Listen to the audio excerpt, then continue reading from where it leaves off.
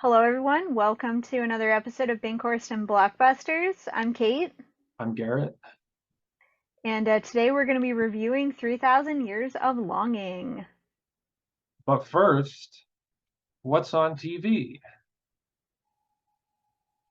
So I've been watching season 5 of What We Do in the Shadows. It just started this past week, and you can watch it on Hulu, or if you have the television, you can watch it on FX.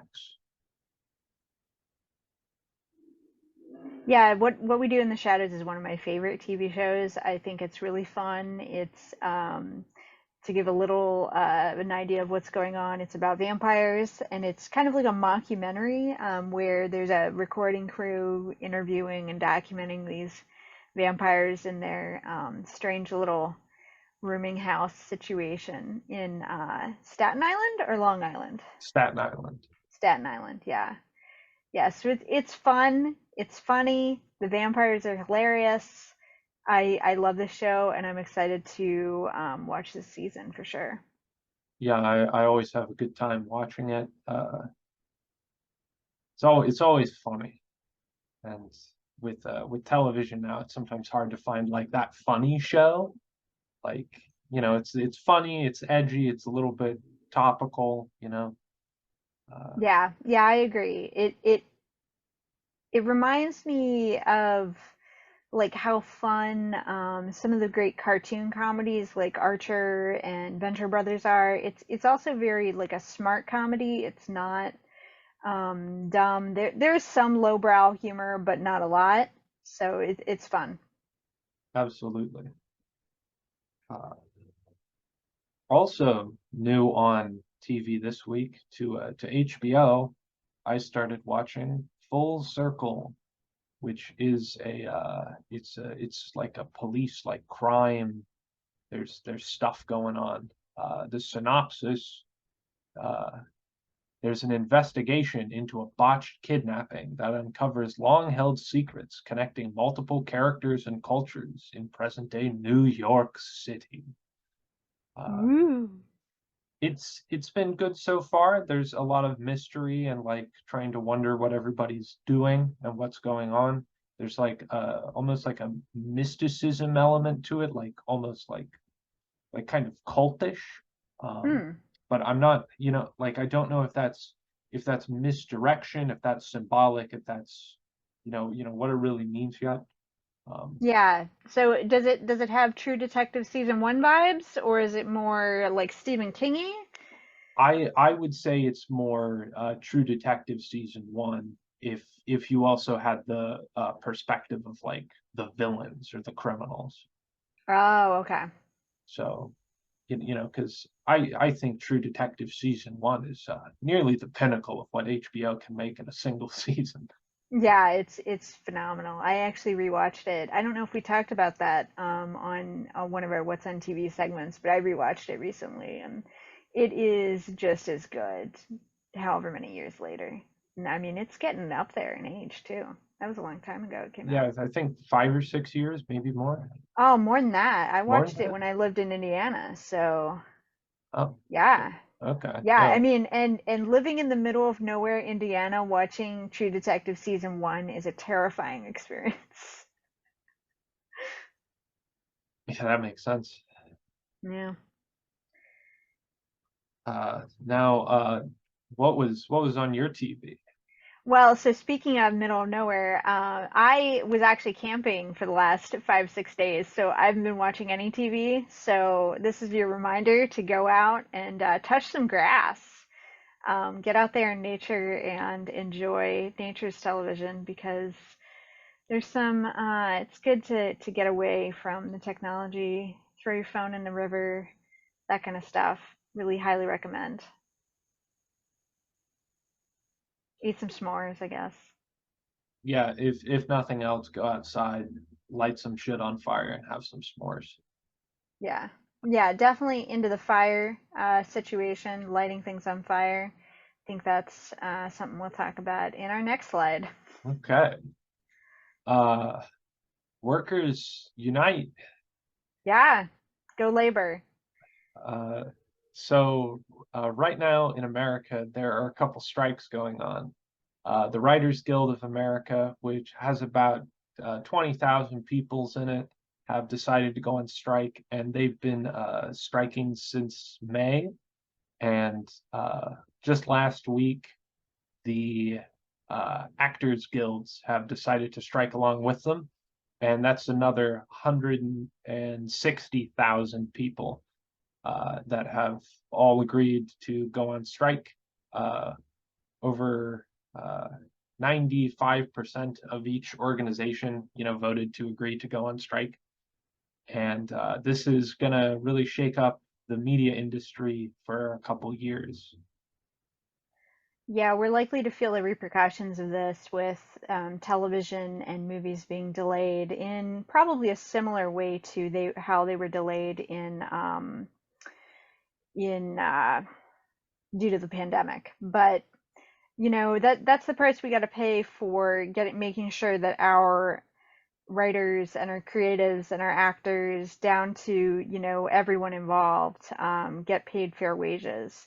And this does negatively affect a lot of people. So not only do you have um, the actors and the writers not getting paid, but also don't forget about all the artists who do set design and costuming and photography and all of the stuff that goes into making movies, and they are out of work right now since nothing's being made. So that's the cost of going on strike, but hopefully the reward will be well worth it. Absolutely. So to give some perspective, in 2007 to 2008, there was another writers' strike, and this was just the writers in America. And there's a lot of estimates that like this cost the entertainment industry shitloads of money. It cost the Los Angeles economy $1.5 billion over the 100 days that the strike was going on. Some places estimate that it's close to $2 million a day were lost because of the strike.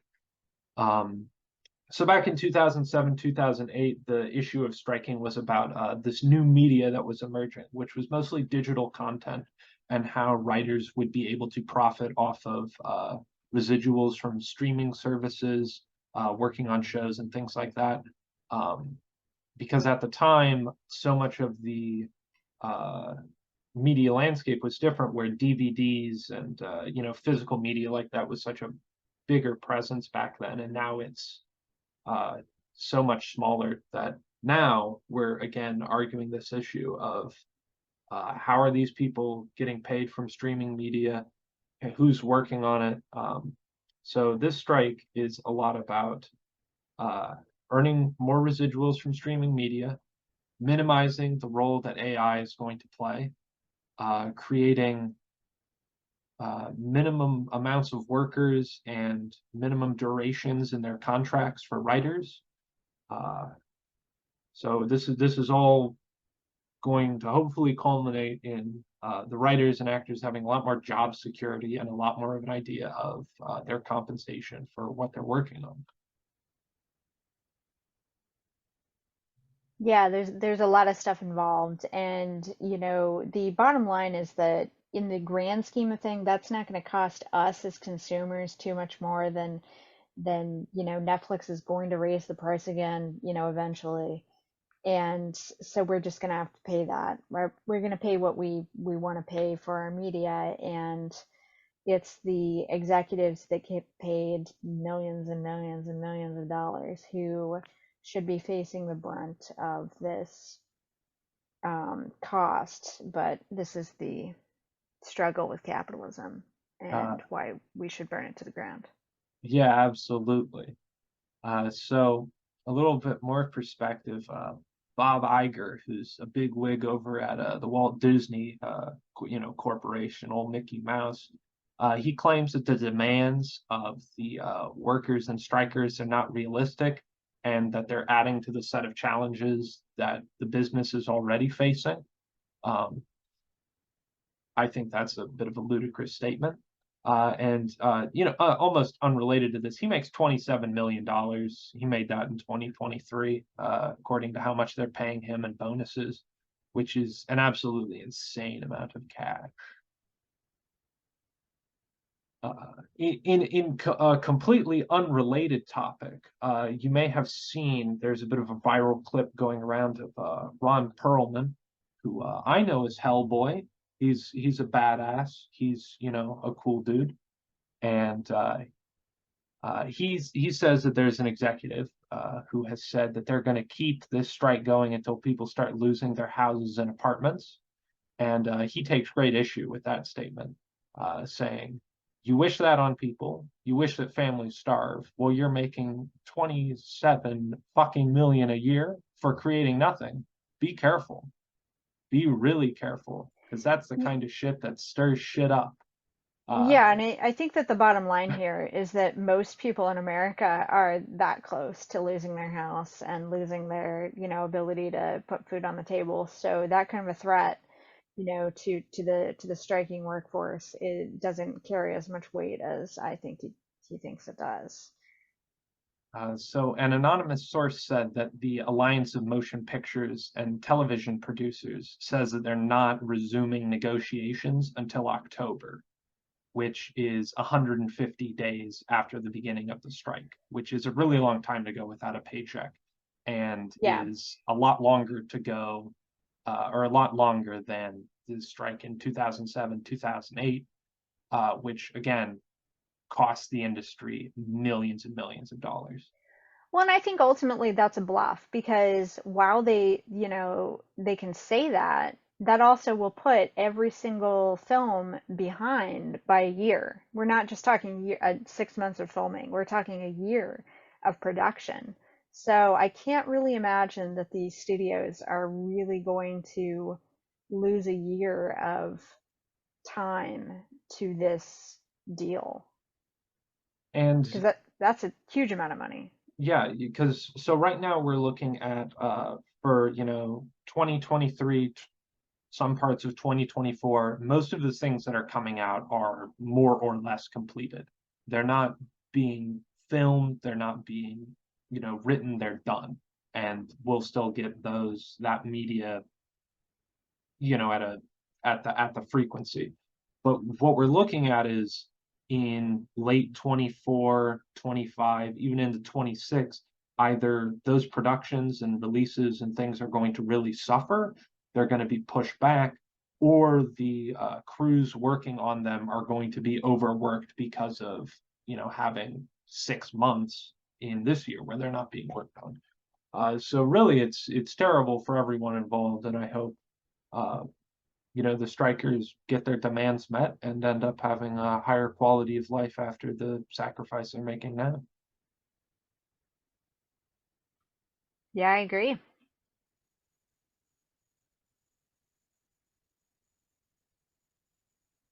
Okay.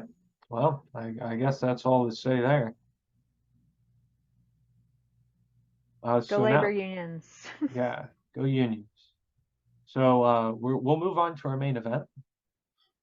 This week on our podcast, we watched the film 3,000 Years of Longing, which is directed by George Miller of Mad Max, Babe, Pig in the City, and Happy Feet fame.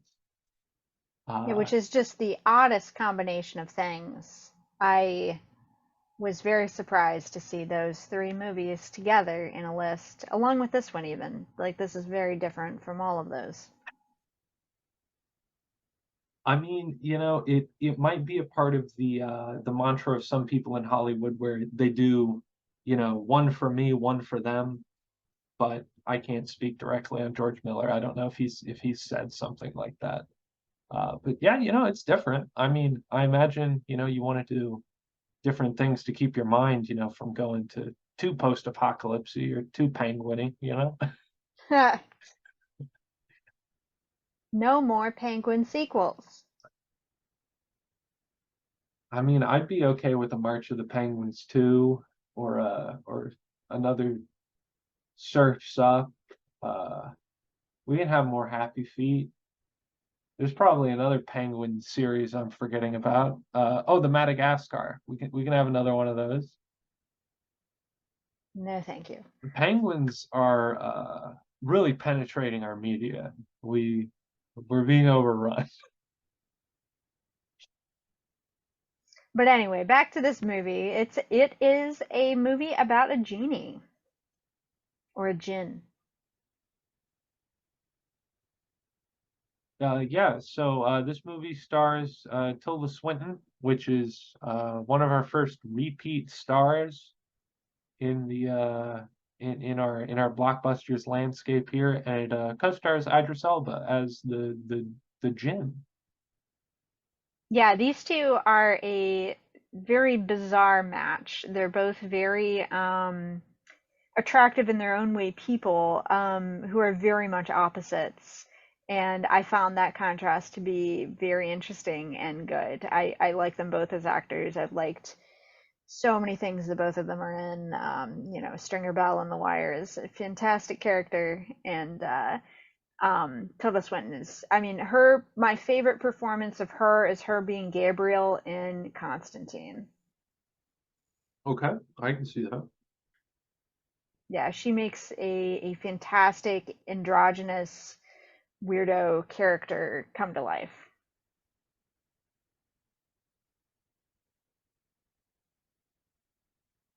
Yes, so where do we start talking about this movie? Yeah, I don't know. Do you want to give like a little overview of the plot? It's Yes, so the plot to this film is rather simple. So Tilda Swinton goes to Istanbul for some kind of conference. She's a I don't know what the term for it just is. an academic of some kind. Yeah, she studies books and stories, and she goes she goes to the bazaar, and she picks out a little bottle, and when she cleans it back in her hotel room, Idris Elba as a genie pops out. And the story is mostly about him explaining his life of being, trapped in a bottle, being opened, granting people wishes, things like that. And Tilda Swinton kind of, reacting to the story and playing along, and goes about like kind of what she wishes for and their existence in the modern day, which is much different from, what you think of genies. You think of, Aladdin and like really old myths and legends. You don't think that they could be in the now. Yeah, I think we all dream about finding a genie and making our three wishes. And I think that this movie explores the questions that you ask and the also the trickster nature of genies in that what you wish for is not necessarily going to bring you happiness. And that's definitely the lesson of the film, or one of them. Yeah, I would definitely agree that that's a big message in, what you're wishing for and what you're hoping to happen. Even if you're working towards it or have demanded it, or it's being given to you by a seemingly divine source, might not and probably won't end the way you expect. Um, I enjoyed this movie. I thought it was a lot of fun. Visually, it's really striking. I thought all of the effects were really good. It's very clear how much of a COVID pandemic movie this is. Not only having the two main characters, but a lot of it takes place solely with themselves. Um, but I think that adds to the whimsical and almost dreamlike nature that we'll get into. Yeah, I do like the atmosphere of this film is very interesting. It goes switches back and forth between a very modern aesthetic to, very almost overly CGI'd fantasy and historical scenes, which I think that the over reliance on CGI bothers me a lot in a lot of things. And in this one, it bothered me a little, but I was able to compartmentalize that in that like this is the genie's recreation of his past, so it might have some strange features to it. So there's that. Yeah, The I did. costumes were nice. Yeah, I thought a lot of the character design was really good. I really liked the genie, how he had and I think a lot of this was, post effects, but he had very colorful hands and legs, and he had like almost like translucent golden fingertips, which was cool and mystical. I felt like, otherwise he looked pretty human. His ears were a bit different. He was a bit taller, but it was a good way to have that sort of mystical character, but still preserve his humanity, which was another big part of this, was giving humanity to a mystical figure. Yeah. Yeah, and the only thing that makes him really stand out is the hairy legs. Genies had hairy legs because they were I think connected to Pan in some way. I'm not entirely sure. I'm not a expert in this version or this uh kind of thing. Um, but that is something that I noticed right away was the hairy legs. Yeah, they make mention to it later on. Um, so rather than go through a lot of the big plot elements, we thought this time we'd talk more about like sort of the themes and what it inspired us to think about. Um, So one of the biggest parts here is, and I think a lot of movies try to make you ask the question, and this one especially because of how it's presented, as this is Tilda Swinton's retelling of her meeting a genie and her experience with that. And she says at the beginning, whether or not you believe me, that doesn't matter. This is what happened. And I think a big part of this is not necessarily whether you believe in genies or not, but whether you believe she is telling the story or is purposely creating it fancifully. Yeah, is this a story that she is telling herself happened? Is this a story that she's just making up? Is this a story that, she thinks really happened? Those are all different possibilities. And we talk about, there was actually a theme that came up in when I was doing the Titanic research, was there's this idea that Jack doesn't actually exist. He was just a figment of her imagination.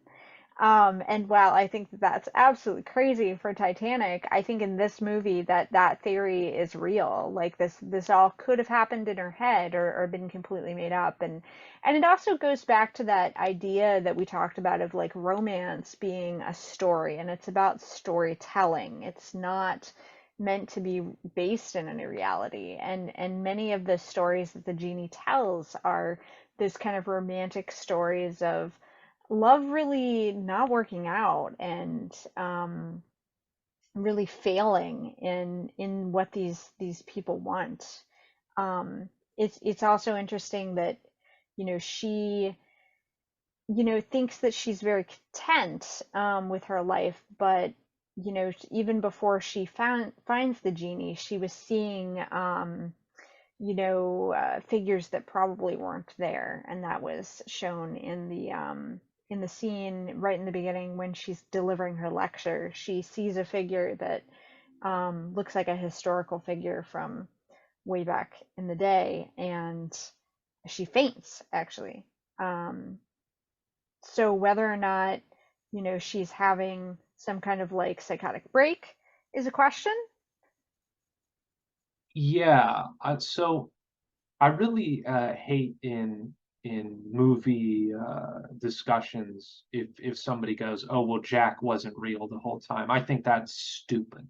I think that in a movie like that that's so straightforward, there's nothing in the film that even so much as hints that that is possible. Whereas Hmm. here, there are several times where uh, the reality that Tilda Swinton's character is claiming is not um, given to others. Like in the beginning, she says, "Oh yeah, there was this guy manhandling my luggage at the airport," and people who she tells us to are like, "We didn't see anybody." Or when she's out in her garden and her neighbors hear her like, and they say specifically, "Oh, she's talking to herself again." Like those are the bits that put into your mind, like, "Oh, she's not really experiencing these things. These are like a hallucination or a daydream." And Right. Yeah. in Yeah. Titanic, there's nothing like that at all because there are many other characters that interact with Jack. But here, there's no other characters that interact with the genie other than herself, really. hmm Yeah.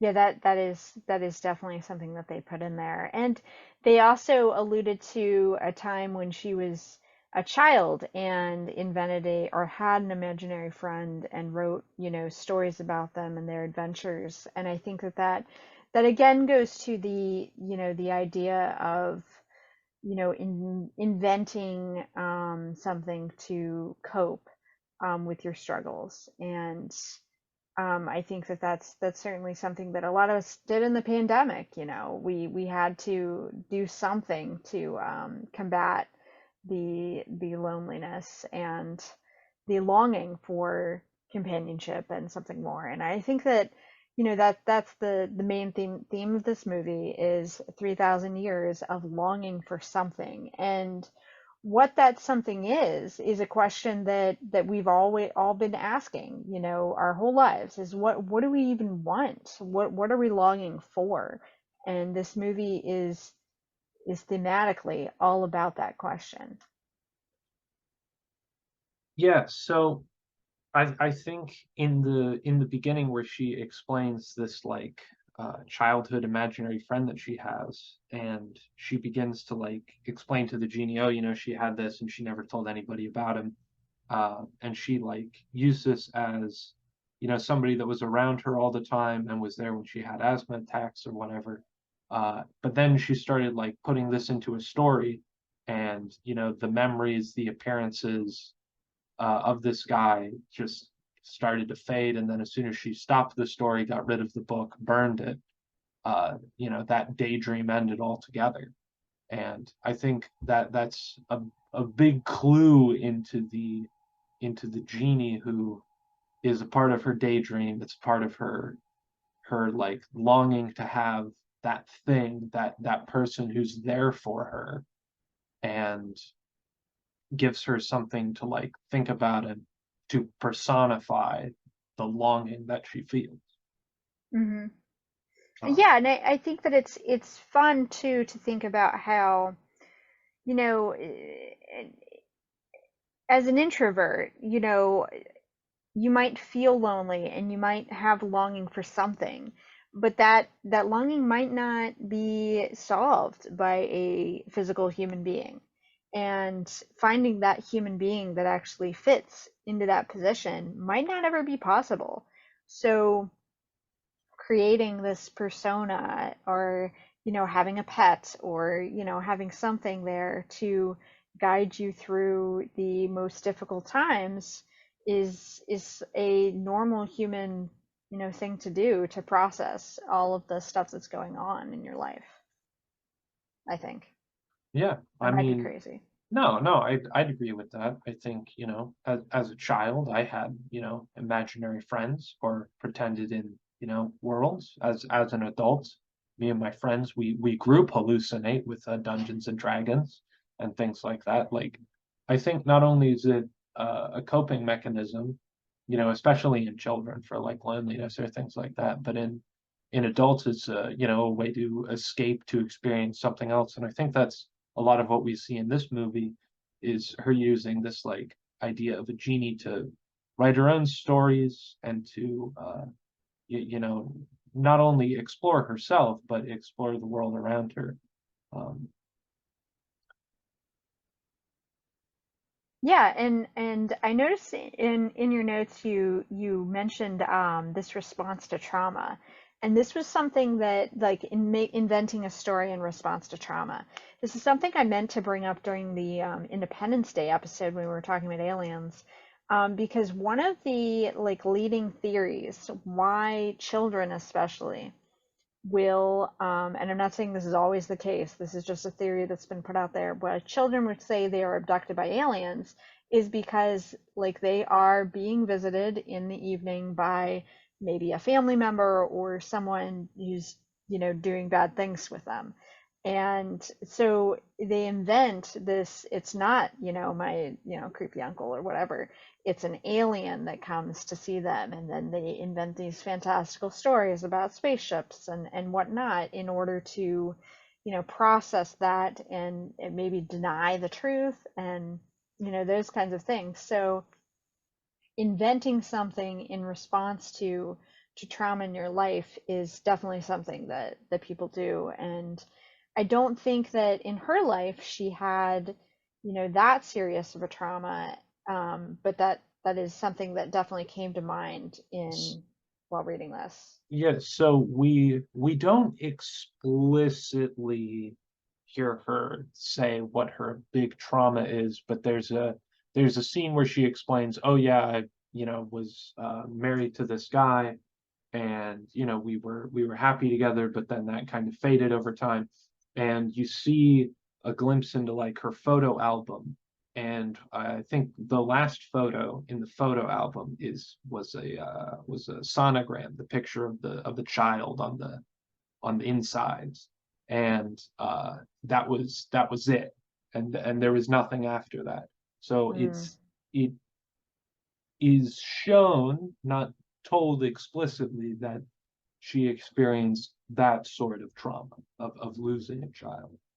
yeah, which is definitely something that is traumatic and difficult. And I didn't catch that. I clearly was not watching closely enough to see that. So that is certainly something that does create a lot of trauma. I mean, um even falling out of love with, a significant other is enough to cause enough trauma to, mhm, do yeah. something like this. But I think that's, her inability to talk about it was even to this fanciful figure in her mind, and Mhm. definitely a being that could comprehend that was, something that I took note of. It was something that was like, this has a deeper meaning to it. Yeah, but I mean, on the flip side, she presents herself as this, well-to-do academic who obviously is doing well in her work because she's being invited to this conference in another country. She's giving a talk on stage. She talks well on stage. She doesn't present herself as the like scatterbrained or nervous academic in front of all these people.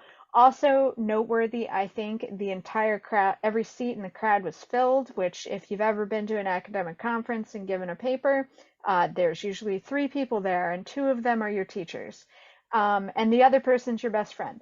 So, having that full seating, that speaks to her success.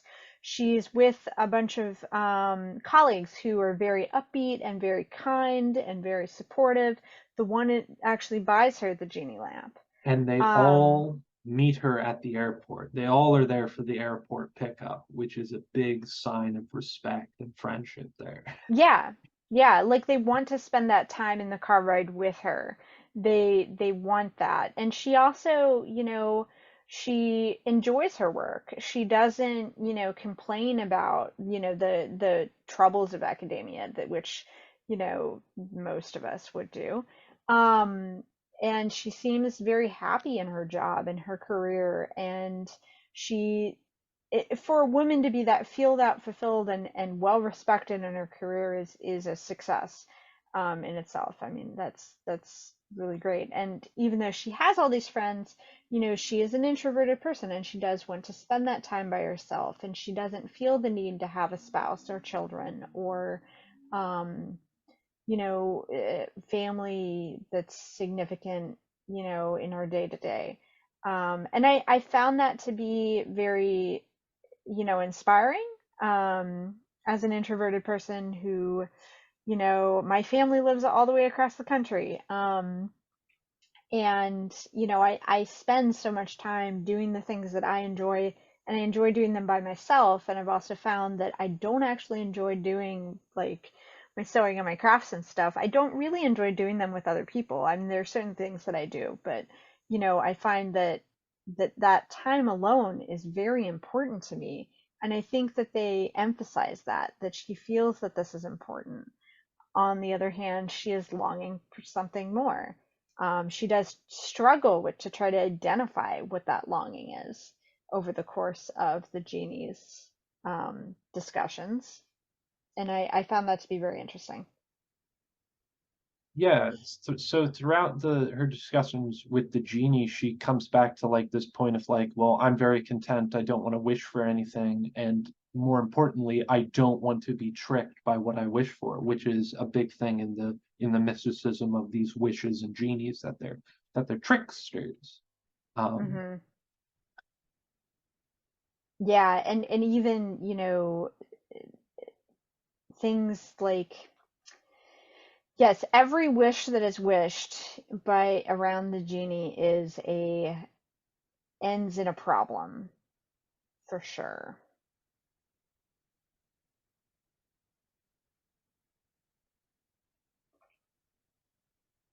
yeah, even her own wish, which I guess we can talk about, unless we want to talk more about the other people's wishes Yeah, before we I do guess that. we can go into those. So the plot is basically that the genie gets tricked into the lamp by a wizard kind of guy, and the first person to pull him out asks for love and a baby, and that ends very poorly for everyone due to politics. And Hmm. then he gets stuck in the bottle because um, somebody wished something that made him go back in the bottle. Um, Yeah, he was a ghost for a while, because the person who had unleashed him dies, oh yes, yes. and then the bottle was hidden, so he has to like entice people to come and find him. But because he's magical and there's not really anybody else that is, it's very hard for him to do that. So Yeah. we get a whole nother story about like him coming out and being so frantic that somebody's just like, nah, get out of here. I don't you're a trickster. I don't I wish you were back, at the bottom of the ocean. And then the next person who unleashes him, she wishes for they have a good friendship, and she wishes for knowledge and something else. Yeah, so she wants a companion, and her and the genie have, great friendship, and she's very smart, but because she's a woman in this point in history, she isn't like respected, or her opinions and ideas aren't valued. So she finds a lot of value in the genie, who will listen to her and be by her side, because the genie's just thankful to exist because he got out of the bottle again. Um, But and eventually, she wishes that she had never met him, yes, which ends badly for yeah, him. he goes back into the bottle, and then Hilda finds him. Yeah. And so I think in each of these stories we kind of see a little bit of her peeking through, of in the first one, of her wanting to have a spouse and try to have a family, and then that ending poorly, and in the second story, like wishing, oh, that none of that ever happened, um, and in the final story, just wanting like a friend and somebody to be intellectual with, which is what she kind of settles on to have as the genie. Yeah, having the genie as a companion is her final wish, and it works mostly. It works for a bit. Um, so in this film, we have another theme that's of like all these fantastical elements. Like the genie's mysticism. One of the first stories is about King Solomon, and he has a great musical instrument that like almost plays itself, and you know we have creatures and genie kin, but in the modern day we don't really. And Hmm. Part of it is they claim the genie is some kind of electromagnetic force, and well, in modern day we harness the mysticism of radio waves and electronics and shit to transmit sound and images and things, and all that interferes with the mysticism of the genie, which causes him to really struggle to exist in our modern world. Yeah, and I found that to be very interesting because it speaks to, it makes sense that an academic who is so, academics are often very skeptical. They would not fall for these kinds of, mystical things, and especially someone who deals with stories and, knows that they are all, created by some human would have a difficult time really believing that this genie really exists. So adding that element of, well, it's electromagnetic waves and all of our technology and science is eroding this genie's possibility to exist. Yeah, it's definitely I think that that's another clue in that this is something that's, very crucial to her story, because she begins her, explanation on the at the lecture about like, oh, all of these like things that humanity didn't know about, like storms and tsunamis and, seasons and things, were all, attributed to myths and gods and stuff, because that's stories people told each other for how things worked, until we learned, oh, the earth rotates on an axis, gravity's a force, and things rotate around each other at a cosmic scale. Like once you start to learn and unpack those things, the idea that, the earth is held up by a bunch of elephants on a turtle, it's that goes out the window in favor of something more scientific. But these scientific principles are still kind of outside of her grasp.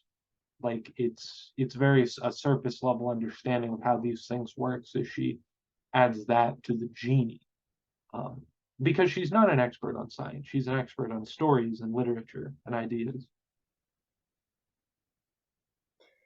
Yeah.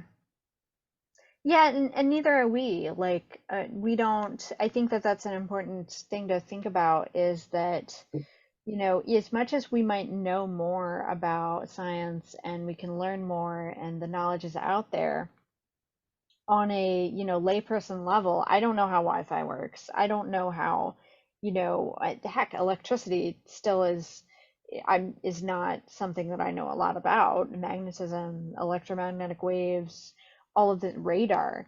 Like those things are all very alien to me. And while I could look it up and figure it out, I don't have that knowledge ingrained inside me. And so it all, works kind of magically. Wi-Fi especially, like it's a magical thing that happens and delivers the world to our fingertips and connectivity and all of those things that in a way that a genie or fairies or leprechauns might do in a fantasy story. Yeah, at the beginning of the film, she introduces the time she lives in as a time where people carried around glass tablets that could materialize love songs from thin air, and I feel like that's a good, explanation for what, like, an iPod is. Um, Absolutely, yeah. Oh, well, so your cell phone. yeah, Your cell phone can, it's a map, it's a concerto, it's everything, it hmm really can deliver so many things and too many things really. yeah, and in many ways, I think these things are just as mystical to us as they would have been to people 2,000 years ago, except we are more accustomed to them, if that makes sense. Like, I don't know every detail of how a phone works. I hazard to guess not a lot of people do. There's so much going on. It's the culmination of, 10,000 years of human engineering right there. Or alien intervention, depending on who Yes, you ask. yes, or aliens, definitely aliens. We we failed to bring this up last in the Titanic special about James Cameron being the one that's searching for aliens down and underneath the water, but you know he might be in on it too. It all comes back to Independence Day. Yeah, I think that's the bottom line is that aliens are at work, and maybe thousands of years ago there were genies and they were actually aliens that were walking amongst us, granting wishes for all kinds of things with their magical glass tablets that would play love songs and um, provide food recipes and maps. Ads, all the ads. I have to believe that an alien society would not invent advertisements. We're an alien society and we did it. Well, that was a poor decision on our part. Oh, I agree. I agree.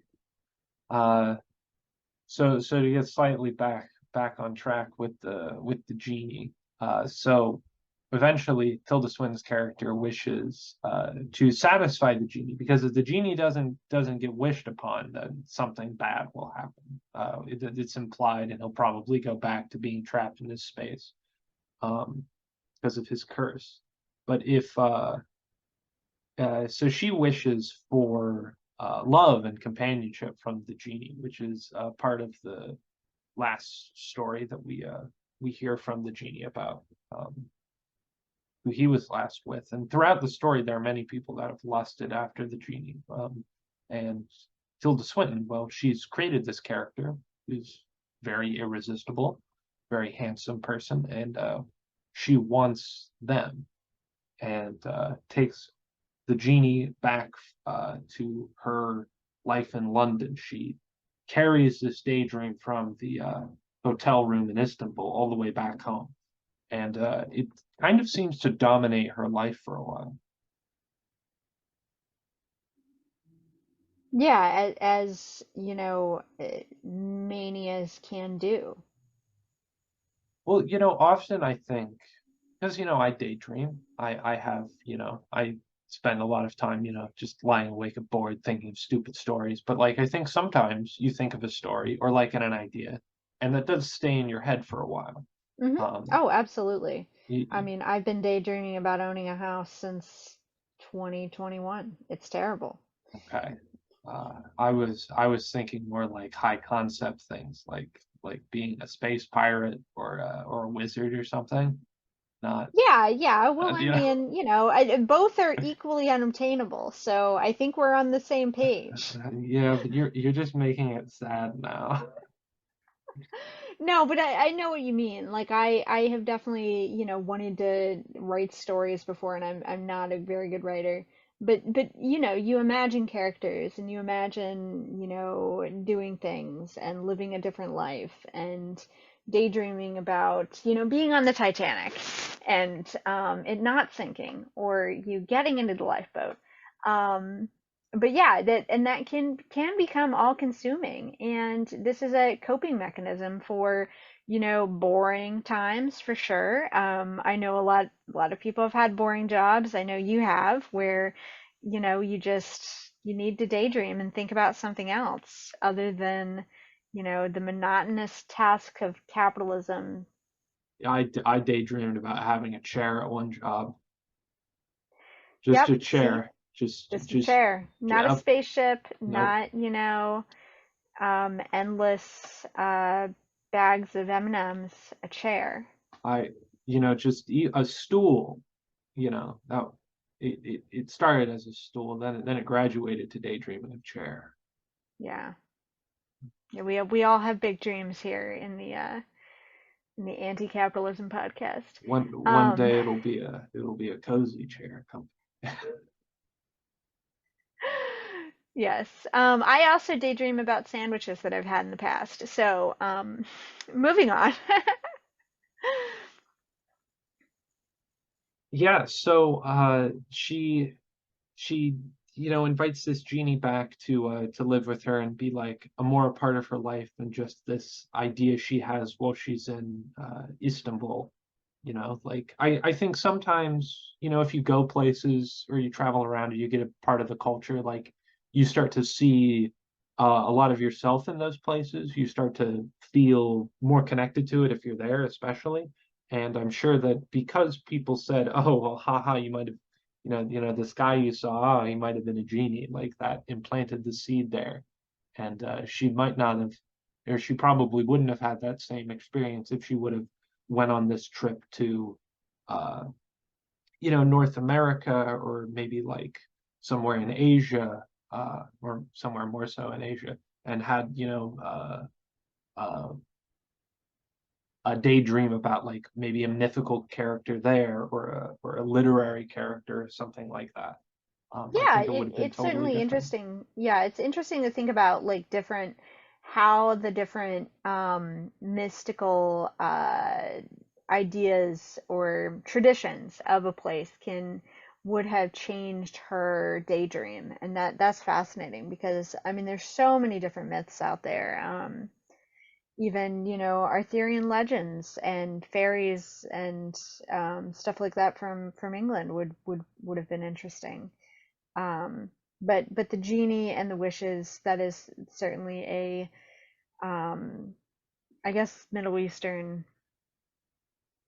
tradition because they're in Yeah, Turkey, right? yeah, Yeah. yeah. I think this incarnation of the legend is more based in that, you know, kind of thing. Um, hmm Again, we're not experts, but we did watch a movie about we did, and did this. not do very much research afterward.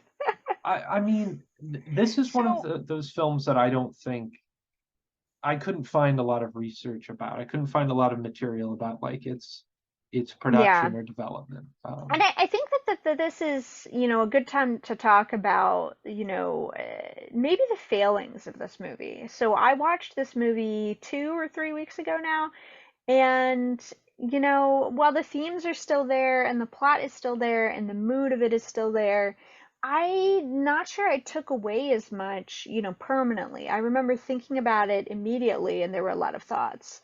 But the movie doesn't teach you a lot about anything in particular.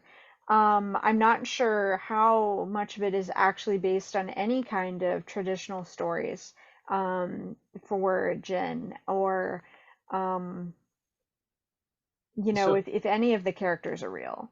yeah, so there are characters that the Jinn interacts with who are historical or mythical in some fashion. There's King Solomon, Sheba. There's a great sultan that's named. There are all of these characters that exist that I think Tilda's pulling on from her real knowledge of history, and it's like, oh, wouldn't it be interesting if there was a genie here and he could have, interacted with all these people over the 3,000 years. But having not, researched who those people are, you start to question whether or not they're really part of the myth. Um, hmm Yeah. yeah, so I watched this film a lot more recently, and I can say that like there were I was certainly more interested like as soon as it was over than I am now about like some of the ideas and that it had, but there wasn't a lot that it got me questioning of, other than like well, what is it that people really desire? Because that's a big theme of this movie, is people are wishing for things that, end poorly for them. Is this something they really desire, or is this something they think they want? hmm Um, Yeah, and that push and pull between what do you think you want and what do you actually want is, the great trauma of the human condition. So, yeah. yeah, it's a tough one. hmm Yeah, it's an interesting film. It definitely brought, to mind some interesting things. I think it would be a good movie to go see on a date that then you talk about. Not a first date, but, a fun, coupley thing to do. Um, yeah. Yeah, it's definitely enjoyable. hmm Uh, I don't think necessarily it was deserving of the 6 minute standing ovation it got when it debuted at Cannes film festival, but Yeah, I I think that that speaks to, it being an art movie for an art movie audience and being very cerebral and not um, full of a lot of else. right. I think very much it's an in the moment type movie. We've gone into some of the thoughts and the themes here, and those are more apparent in a film like this than they are in, let's say, Independence Day, but they don't hold with you as much as other kind of artsy, thought-provoking movies. Hmm. Uh, Yeah, I I agree. I guess one last piece of trivia we have is this movie is our first box office bomb. Uh, so Yep. this movie was made on a budget of about $60 million and only made 20 million, which is pretty abysmal. You would think something with like this much star power and name behind it would have more appeal, but from how I understand, the marketing kind of dropped the ball and didn't promote it as well as it could have.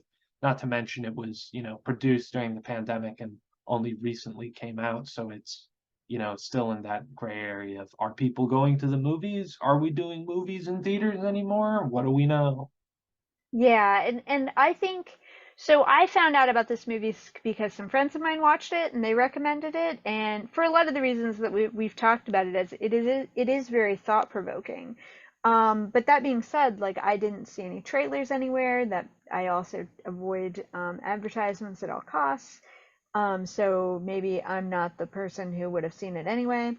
Um, but I didn't even really know that it was in theaters, and I watched it on Amazon Prime, and I don't even think that it was in the, first round of movies that it would recommend me. I had to go looking for it.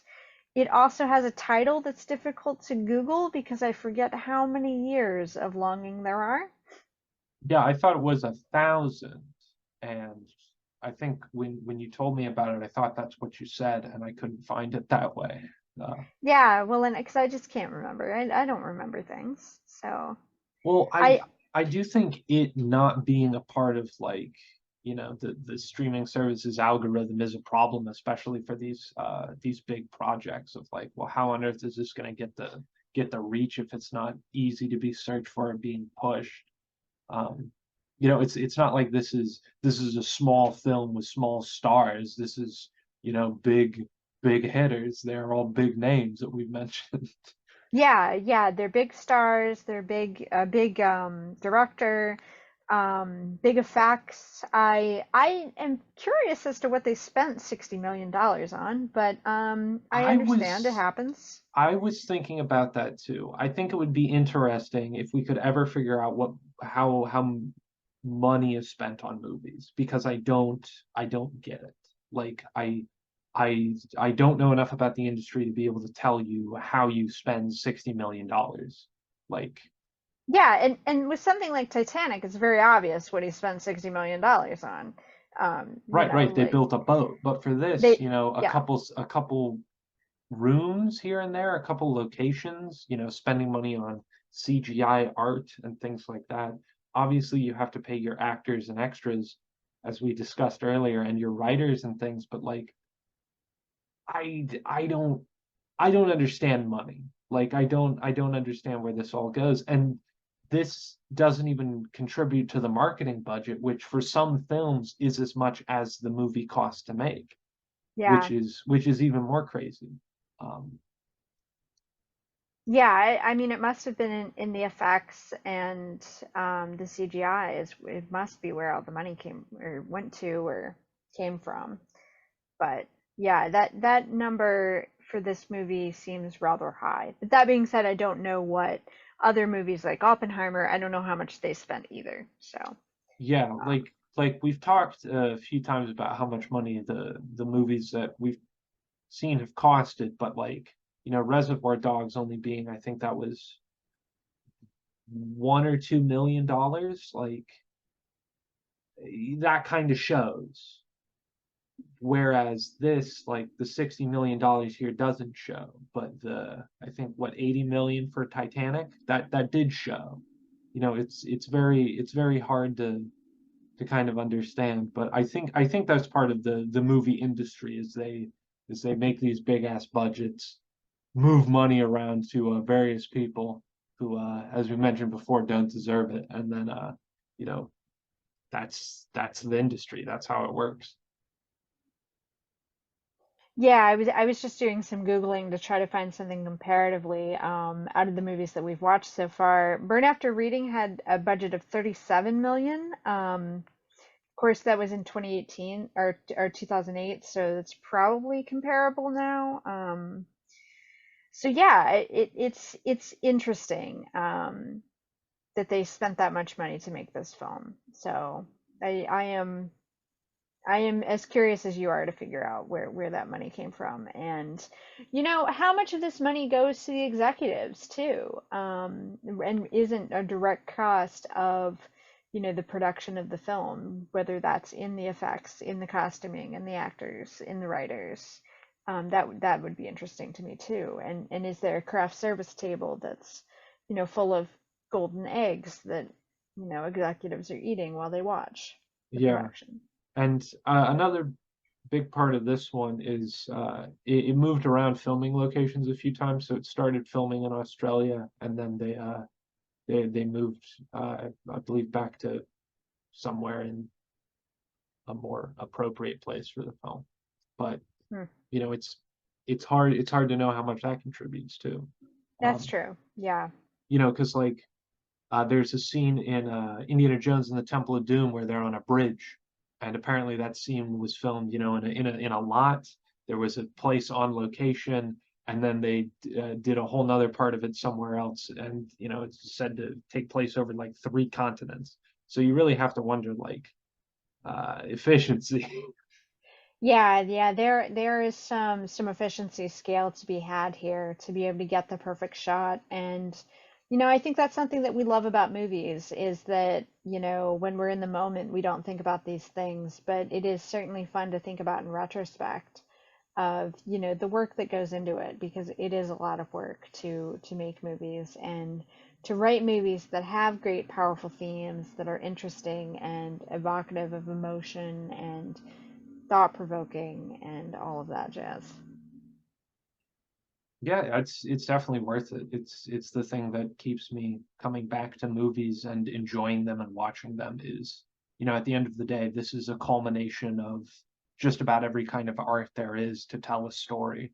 And, it's all about really the people behind it, the people who are working on it that, get to tell it and get you to feel different things and get you to experience different like themes and ways of life and ideas that you otherwise wouldn't without it.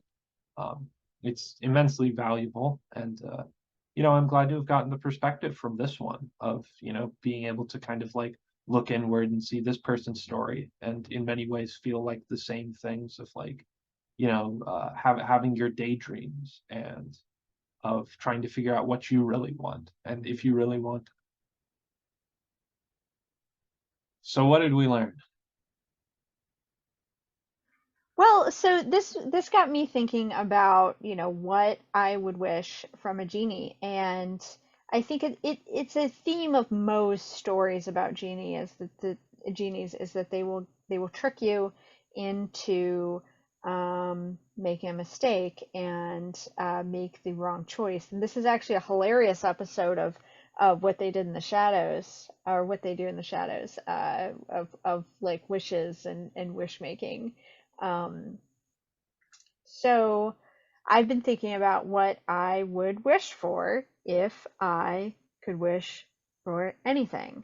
Um, and I think that the bottom line is that in the capitalist hellscape that we live in, I would wish for money so that I could buy that house that I would like to own Yeah, and pay off the student loans, and maybe pay a lobbyist to go convince our government that we deserve things.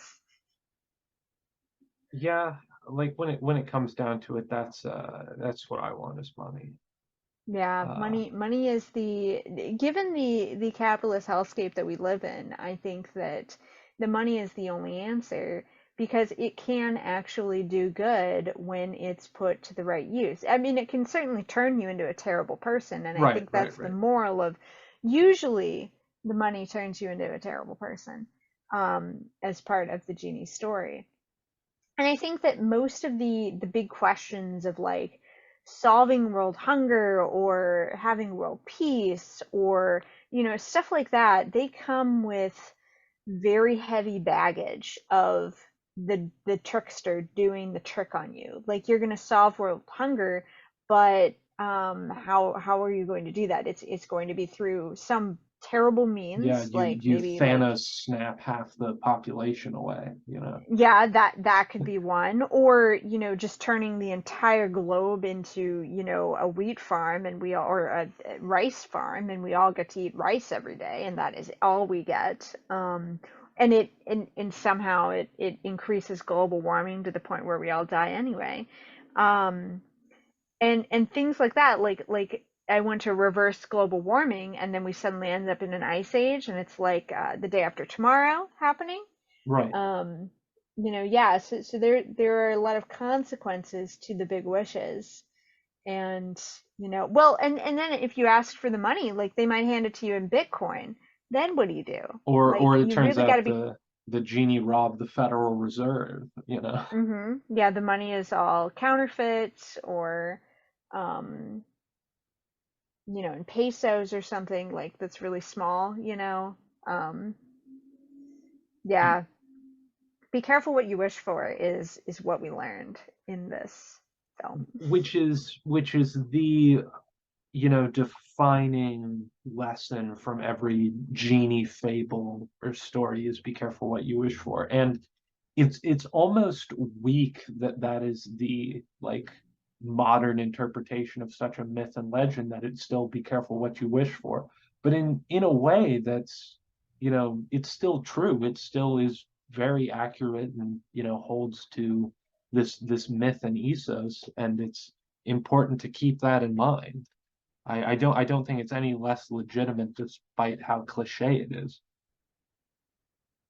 Yeah, and I think that the other thing that we learn in this film, is that the other takeaway is that it is okay to be lonely and it is okay to feel fulfilled in your life, but long for something else and not quite be able to put your finger on that. And maybe that something else is simply unobtainable because it is something that doesn't exist, like having an imaginary companion that can be there when you need them to be but isn't always around. um and I think that taking that childlike delight in the fantasy is a valid coping mechanism um for your life. And we should all embrace the childlike dream, when we can. Yeah, absolutely. If anything, this teaches you that no matter who you are, where you're at in life, it's still acceptable to daydream and to think about Yeah, what could be. yeah, and it certainly doesn't harm anyone when you do it. Yeah, no, I mean, unless you're pushing people away so you can have more hours of solitude to exist in your own head, but that's probably speaking to larger issues. Yeah, but I mean, there are whole religions based on silent contemplative meditation on your own. So I think that that is also a valid existence to aspire to. Yeah, I would agree with that. Yeah. Yeah, lots of interesting themes, a lot of rambling about what it is to be longing for something that you can't put your finger on. I think this film, it could have been better. I think in retrospect, having watched it several weeks ago, I wish that it had just a little something more. But overall, good movie, good thoughts, good conversation.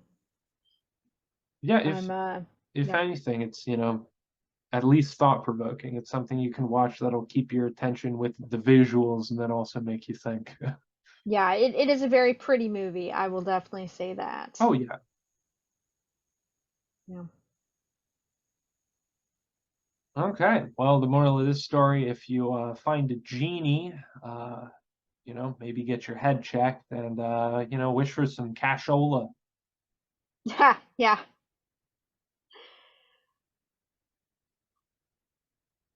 Okie dokes. Well, thanks everybody for listening and have a good night. We'll see you next week. Yeah, enjoy.